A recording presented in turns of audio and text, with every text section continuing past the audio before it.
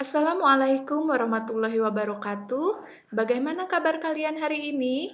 Ibu harap kalian dalam keadaan sehat sehingga bisa mengikuti pembelajaran matematika ini dengan baik. Pada pertemuan kali ini, kita akan membahas materi koordinat kartesius, yaitu kedudukan titik pada bidang kartesius. Nah, sebelum pembelajaran dimulai, jangan lupa siapkan alat tulis, nanti kalian catat bagian pentingnya, baik itu rumus maupun contoh soal. Tujuan dari pembelajaran kita hari ini yaitu setelah menonton video ini, kalian akan bisa memahami maksud dari koordinat kartesius dan bidang kartesius. Kemudian, mengenal istilah-istilah yang terdapat pada bidang kartesius. Selain itu juga mampu menyelesaikan soal-soal yang berhubungan dengan kedudukan titik pada bidang kartesius. Mari kita mulai pembelajaran. Sebelum kita mengetahui pengertian dari koordinat kartesius, kemudian yang bagaimana itu bidang kartesius, istilah-istilah yang ada pada koordinat kartesius, mari terlebih dahulu kita kenalan dengan seorang matematikawan asal Perancis yang bernama René Descartes. René Descartes ini juga dikenal dengan nama Renatus Cartesius. Beliau ini berjasa dalam memvisualisasikan bentuk aljabar ke dalam geometri. Sehingga yang asalnya hanya dalam bentuk angka-angka atau variabel bisa terlihat ke dalam sebuah gambar. Nah, atas jasanya tersebut maka nama belakang René yaitu Cartesius digunakan dalam sistem koordinat Cartesius. Apa itu koordinat Cartesius? Koordinat Kartesius adalah letak suatu titik atau objek yang ditulis dengan X, Y. Setiap pembelajaran di dalam matematika pasti ada fungsi dan kegunaannya dalam kehidupan sehari-hari. Begitupun untuk materi sistem koordinat Kartesius ini. Nah, untuk koordinat Kartesius biasanya itu digunakan dalam bidang penerbangan, dalam radar, kemudian juga digunakan dalam peta atau denah. Dan masih banyak lagi kegunaan-kegunaan lain dalam kehidupan sehari-hari. Sekarang, mari kita mengenal istilah-istilah yang ada pada koordinat Kartesius. Di dalam koordinat Kartesius itu ada yang dinamakan dengan sumbu X dan ada juga yang dinamakan dengan sumbu Y. Yang di tengah ini merupakan titik O 0,0 atau juga disebut dengan titik pusat. Sumbu X itu berada pada garis horizontal, sedangkan sumbu Y berada pada garis vertikal. Sumbu X dan sumbu Y ini memiliki nilai positif dan nilai negatif. X positif berada di sebelah kanan, sedangkan X negatif itu berada di sebelah kiri. Semakin ke kiri nilainya semakin kecil, sedangkan semakin ke kanan nilainya akan semakin besar. Kemudian untuk Y positif itu berada di sebelah atas dan Y negatif ada di sebelah bawah. Untuk nilainya semakin ke bawah ini akan semakin kecil, sedangkan semakin ke atas akan semakin besar. Nah, di dalam koordinat Kartesius juga ada yang disebut dengan absis, ada yang disebut dengan ordinat. Nah, absis ini merupakan nilai X-nya dan ordinat itu adalah nilai Y-nya. Bisa dipahami ya sampai di sini?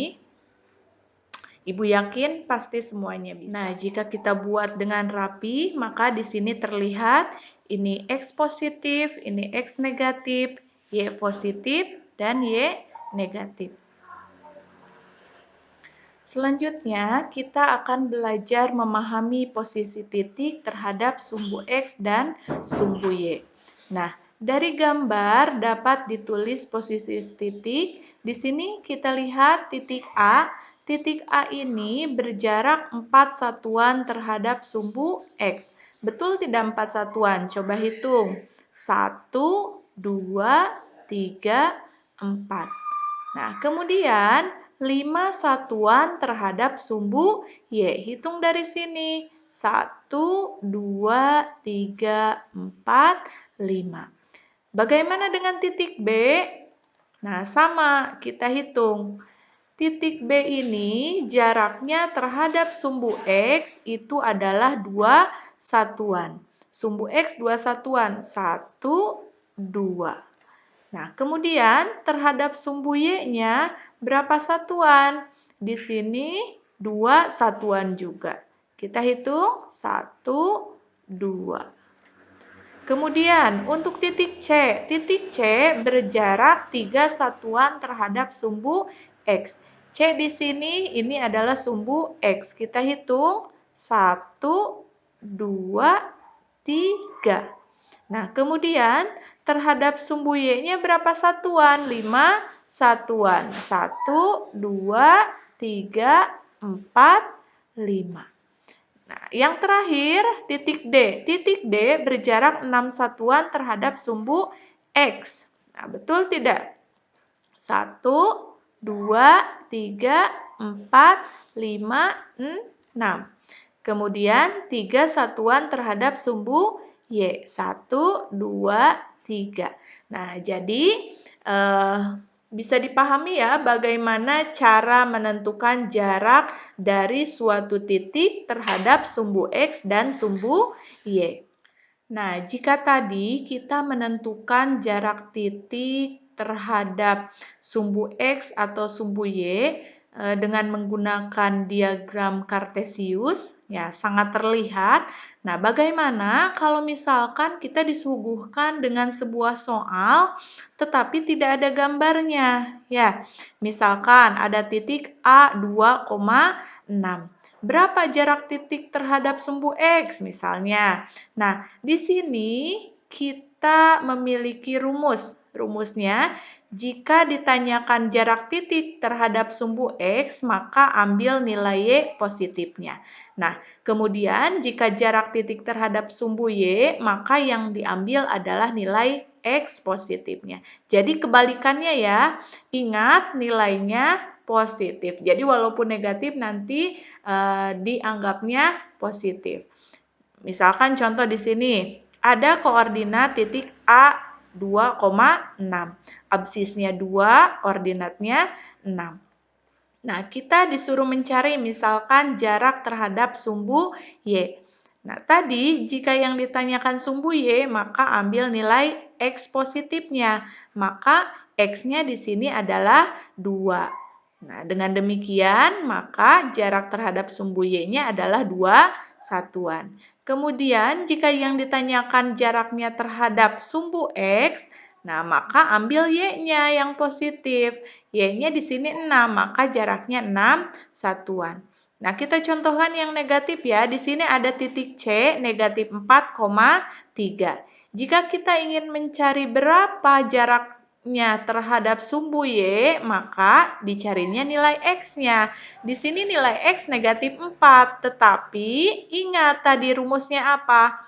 Harus selalu positif. Walaupun di sini negatif 4, maka jaraknya adalah 4 satuan. Untuk jarak ke X-nya, itu yang diambil nilai Y-nya. Nilai Y-nya di sini 3, maka jadi 3 satuan. Nah, seperti itu caranya jika tidak ada gambarnya. Selain ada yang namanya absis, ordinat, kemudian X, Y. Nah, di dalam koordinat Kartesius juga dikenal yang namanya kuadran. Nah, sebelah mana kuadran? Nah, sebelah kanan atas itu adalah kuadran pertama. Kemudian sebelah kiri atas itu adalah kuadran kedua. Sebelah kiri bawah itu kuadran ketiga. Dan sebelah kanan bawah itu merupakan kuadran keempat. Bagaimana dengan nilainya? Kuadran 1, X-nya positif dan Y-nya positif. Untuk kuadran kedua, X-nya negatif dan Y-nya positif. Untuk kuadran 3, X-nya negatif, Y-nya negatif. Dan di kuadran 4 nilai X-nya positif, nilai Y-nya negatif. Supaya lebih paham terhadap materi koordinat kartesius, mari kita bahas contoh-contoh soal berikut. Contoh soal yang pertama, diketahui titik-titik A 3,2, B negatif 4,1, C negatif 5, negatif 2, dan D 7, negatif 3. Nah, di sini perintahnya adalah gambarkan titik-titik tersebut dalam bidang kartesius. Kemudian, yang keduanya tentukan letak kuadran dari tiap titik tersebut. Yang pertama itu perintahnya adalah membuat gambar di dalam bidang kartesius. Nah, di sini kita gambarkan. Setelah itu simpan titik-titiknya. A 3,2. Ini 3-nya, kemudian 2-nya. Ini adalah titik A. Kemudian B itu adalah negatif 4,1. Negatif 4,1. Titik C, sekarang titik C itu negatif 5. Negatif 5-nya ada di X, ya. Kemudian negatif 2. Nah, di sini ini titik C.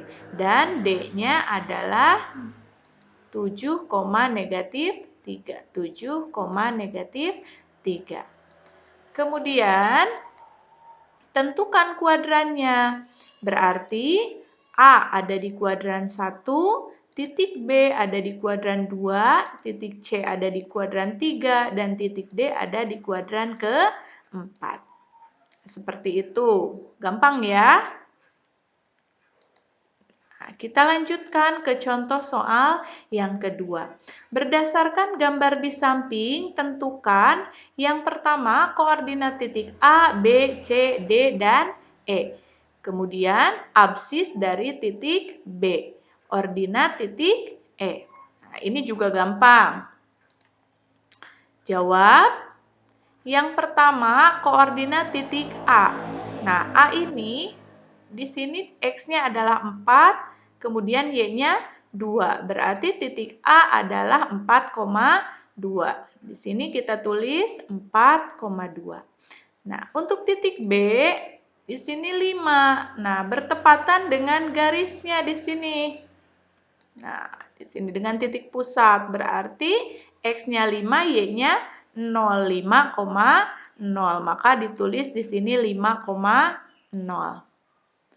Untuk C, C di sini 0 ininya. Kemudian 3. Nah, berarti X-nya 0, Y-nya 3. Karena bertepatan dengan garis. Jadi kita tulis 0,3. Nah, bagaimana dengan D? D juga bertepatan dengan garis di sini. Nah, D-nya ini di garis, X-nya 0, Y-nya negatif 5. Jadi 0, negatif 5. Nah, untuk selanjutnya titik E. Titik E di sini X-nya adalah negatif 2 dan Y-nya adalah 0. Jadi negatif 2,0. Nah, gampang ya. Kemudian yang kedua ditanyakan adalah absis dari titik B. Kita lihat di sini titik B 5,0. Ingat lagi materi yang sebelumnya. X itu adalah absis dan Y itu adalah ordinat. Berarti kalau ditanyakan absis maka nilainya adalah 5. Nah, di sini. Kemudian untuk ordinat titik E. Nah, ini titik E. X-nya adalah absis, Y-nya adalah ordinat. X negatif 2, Y adalah 0. Jadi, ya kalau ditanyakan ordinat, nilainya adalah 0. Seperti itu, ya. Sekarang, soal yang ketiga adalah bangun apakah yang terbentuk dari titik-titik A negatif 2, negatif 3, B 3, negatif 5, C 3,4, dan D negatif 2,2. Nah, pertama kita buat dulu titik-titiknya. A adalah negatif 2,3. Nah, ini adalah titik A. Kemudian titik B 3, negatif 5. 3, negatif 5. Ini adalah titik B. Untuk C 3,4. Nah, ini titik C, D-nya negatif 2,2. Setelah kita dapatkan titik-titiknya, kemudian kita hubungkan.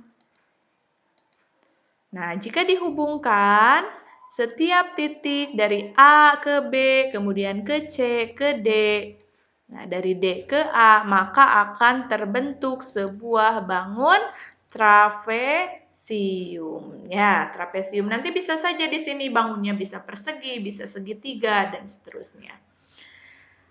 Nah, kemudian yang terakhir adalah bukan yang terakhir ya, selanjutnya adalah koordinat relatif suatu titik terhadap titik lain.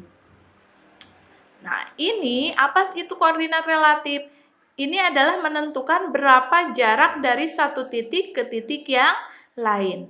Ada rumusnya, X1 dikurangi X2, Y1 dikurangi Y2. Jadi biasanya nanti diketahuinya dua titik. Di sini ada contoh soal koordinat relatif titik P 5, negatif 7. Ini titik P-nya ya, 5, negatif 7. Kemudian terhadap titik R, R-nya di sini adalah negatif 3,6. Nah, jadi yang ditanyakan nanti berapa jarak dari R ke P ini, berapa langkah, ya berapa satuan, berapa kotak yang harus dilewati. Maka di sini ada rumusnya. Nah, kita mulai. Koordinat relatif titik P terhadap titik R. Di sini, ya, X1-nya itu adalah XP. Berapa XP-nya? 5. Kemudian XR-nya berapa? Negatif 3. YP-nya berapa? Negatif 7. YR-nya adalah 6. Nah, kita masukkan nilainya. Jika ada berdampingan negatif dengan negatif, masih ingat tidak pelajaran dulu? Ya, kalau negatif sama negatif itu nilainya jadi positif. Nah, di sini 5. Nah, positif ini jadi dijumlahkan 5 ditambah 3, jadi 8. Kemudian negatif 7, negatif 6. Ini pakai sistem hutang, punya hutang 7, ngahutang deui genep 7, 6, berarti hutangnya adalah negatif 13. Nah, kita lihat di sini. Nah, langkahnya betul enggak? Kesininya 8, 1, 2, 3, 4, 5, 6, 7, 8. Kenapa Bu langkahnya ke sebelah kanan? Karena nilainya adalah positif ya. Kalau nilainya negatif nanti langkahnya ke sebelah sini, ke kiri. Ya, kemudian di sini negatif 13. Kalau negatif berarti ke bawah. Ya, kalau nilai Y. Kalau positif ke atas. Nah, betul nggak 13 di sini? 1, 2, 3, 4, 5, 6, 7, 8, 9, 10, 11, 12, 13. Ternyata betul ada 13 langkah. Kemudian, jika ada soal yang lain, koordinat relatif titik Q negatif 2, negatif 4 terhadap titik R negatif 3,6. Caranya sama seperti tadi. Ya, caranya XQ dikurangi XR, YQ dikurangi YR. Nah, di sini negatif 2, negatif-negatif jadi positif. Punya hutang 2, ya jadi ini positif itu dibayar. Punya hutang 2 dibayar 3, berarti dikembalian 1. Kalau kembalian berarti positif. Kemudian ini punya hutang 4, punya hutang lagi 6, jadi hutangnya 10. Jadi nilainya 1, negatif 10. Kalau kita hitung, ya dari di sini dari R ke Q, ya R ke Q betul nggak? Satu langkah di sini ke kanan 1, kemudian 10 langkah ke bawah 1, 2, 3, 4, 5, 6, 7, 8, 9, 10. Jadi betul ya, 1 langkah ke kanan, 10 langkah ke bawah. Seperti itu ya. Contoh yang terakhir adalah jarak titik R negatif 2, negatif 7 dengan sumbu Y adalah, nah ini yang materi tadi Ibu jelaskan jika tidak digambarkan dalam sebuah diagram. Rumusnya adalah jika yang ditanyakannya sumbu Y berarti nanti carinya nilai X positifnya. Jika yang ditanyakannya sumbu X terhadap sumbu X, maka yang dicari adalah Y positifnya. Karena di sini adalah sumbu Y yang ditanyakannya, jarak titik negatif 2, negatif 7 dengan sumbu Y, maka nilainya adalah nilai X-nya dan harus positif. Di sini negatif 2, berarti jaraknya adalah 2 satuan. Nah, itu adalah contoh-contoh soal dalam materi koordinat kartesius. Ibu harap kalian bisa mengerti dan bisa mengerjakan ketika Ibu berikan latihan soal. Sekian materi untuk hari ini. Mudah-mudahan kalian bisa paham, bisa mengerti, dan nanti bisa mengaplikasikan sendiri di dalam soal-soal latihan. Mungkin hanya itu, Ibu mohon maaf jika banyak kekurangan. Wassalamualaikum warahmatullahi wabarakatuh. Sampai jumpa di pertemuan selanjutnya. Dadah.